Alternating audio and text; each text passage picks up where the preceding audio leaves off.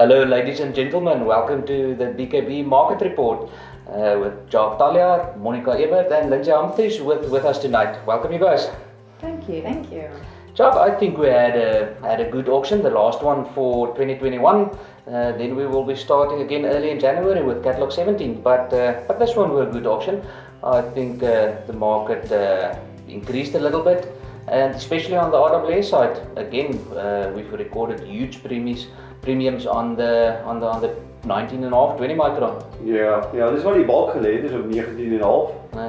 As jy kyk, dit was 28% wat ons RWS lotte gehad het en daarvan was die meeste 19,5 mikron gewees, ja. The other segment that did great, I thought, were the shorter lamb, the 18 microns and finer lamb. They were typical DL lamb wool. I think they did exceptionally great, and that sold for quite high prices. Yeah, that was, I would say that was on par where we started off in October. Yeah. That were like so expensive, and they took a little bit of dip, and they back with a bang this week, yeah. Yeah, okay, that's good to hear.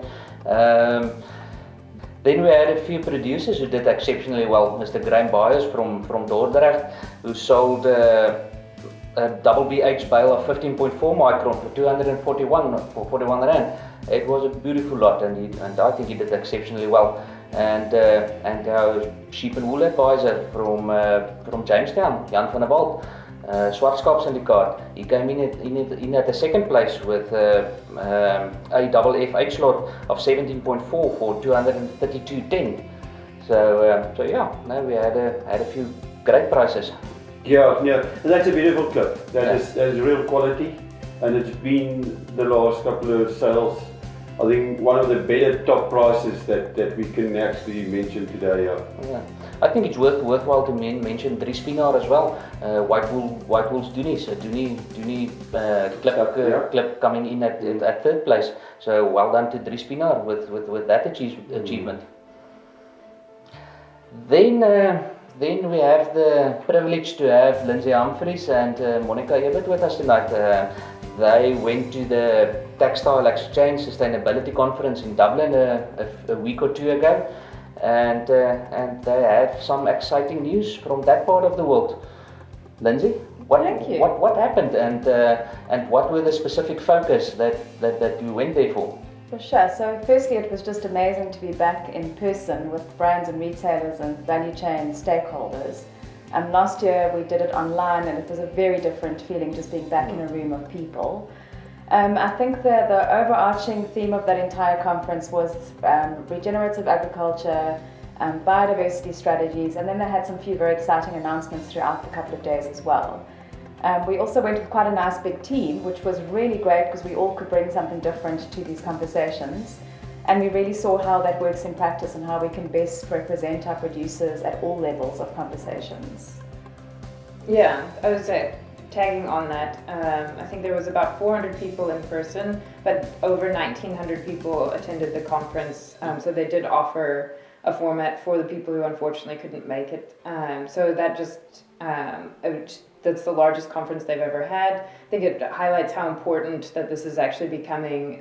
Brands are really taking this seriously. Brands even brought, massive teams, and just really, shifting the dial, really focusing on the climate, and really unpacking and trying to understand exactly, how we accomplish, what needs to be done. And I think what rang really true was that no one person or no one company is going to be able to do it alone. And it's really, really important that we understand the entire value chain as we unpack to tier 4, which is your raw material suppliers. That's what it's referred to in the apparel and textile industry, and just how important that traceability and that transparency is, back to the farm gate level. Lindsay, so ek verstaan is ons die grootste rolspelers eigenlijk? Yes, as a raw material supplier, yes, BKB is the biggest farm group to RWS and RMS. Yes, which really positions us well at a conference like that. We have a lot of conversations, and there was also very exciting that an overarching theme was also that brands and retailers need to get closer to their raw material suppliers, and not only know where they are, know where they're sourcing from, but actually invest in those farming practices. They seem to have a lot a lot coming for our producers, but producers aren't expected to do this alone, and that was very exciting for us. It doesn't matter which plenary or which conversation we were in, that was the main drive of that conversation, is to get closer. Yeah, that's exciting. Very. Thanks. And Sorry, Monica. Oh, just one other thing, and not to be concerned. It's not going to be a one size fits all. We really have to drill down into very specific areas and understand, how that looks different. Even from different farms, in different regions in South Africa, it's going to look different to where it is elsewhere in the world. So really taking a much more local approach to how these standards and modules will look moving forward. It's something that we are getting into a learning phase. So we're going to be learning as the whole process develops. So there's going to be changes, but we'll adapt to the changes and learn and go with the flow. And I think it has the potential for something beautiful to come out of the whole sustainability and regenerative farming concept. I think if you look at the breakdown of the catalogue today, South Africa has got a unique clip offering on the platform.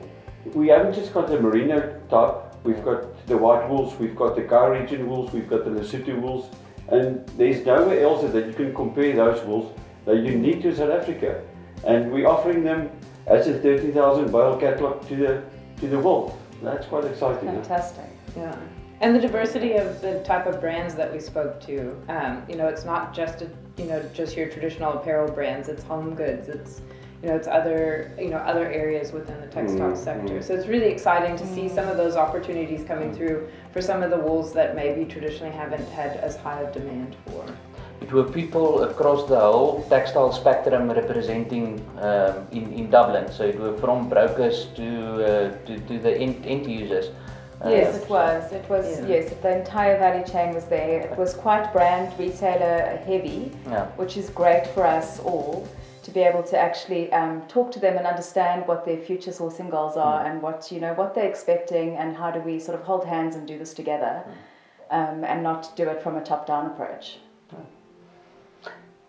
Lindsay, Monica, Jock, thanks a lot, you guys. Appreciate it. Thank you. Then we will be back on the 12th of January with the first auction for 2022. So we're looking forward to start the auctions again.